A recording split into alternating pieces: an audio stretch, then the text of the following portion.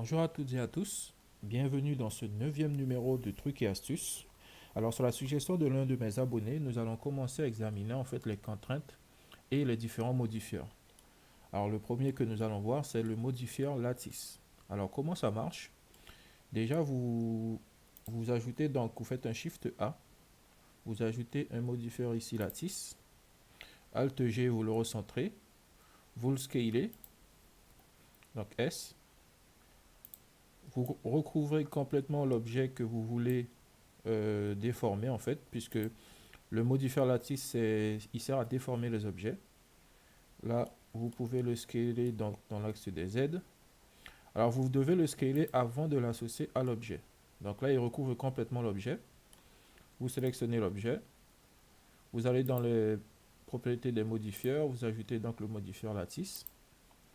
Là, vous venez piocher avec la pipette sur le modifieur que vous avez ajouté. Alors, le modifieur peut soit influencer directement l'objet entièrement, soit influencer donc un groupe de vertex que vous créez ici dans les propriétés d'un objet.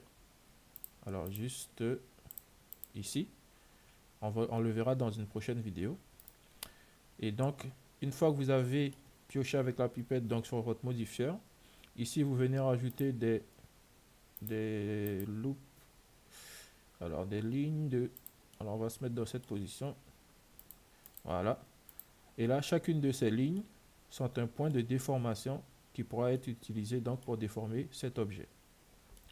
Alors là, vous pouvez en ajouter dans ce sens, vous pouvez en ajouter ici, également ici. Alors moi, je ne vais pas utiliser ces deux angles, juste là.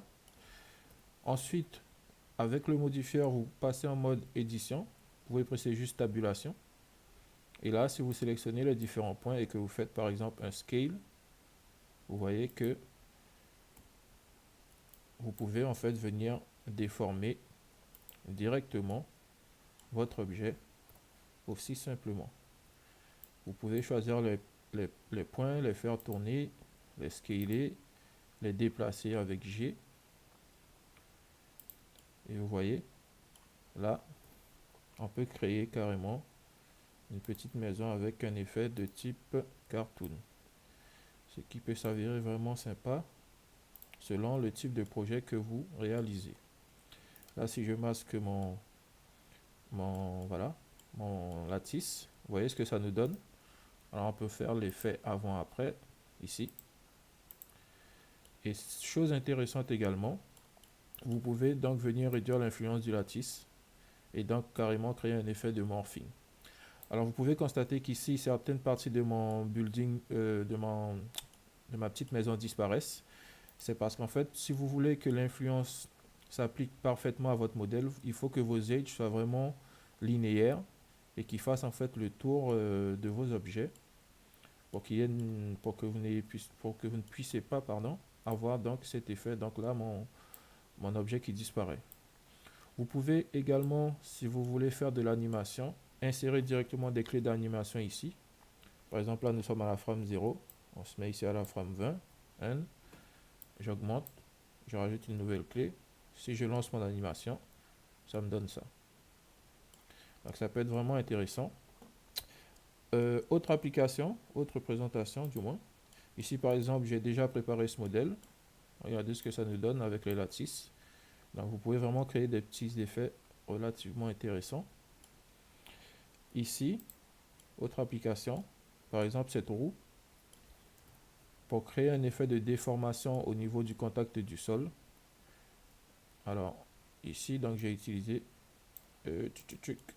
voilà, hop, ici, donc j'ai utilisé les lattices, donc vous voyez ici, là maintenant, ma roue est légèrement aplatie, et également, il y a un léger, elle gonfle légèrement sur les côtés ici.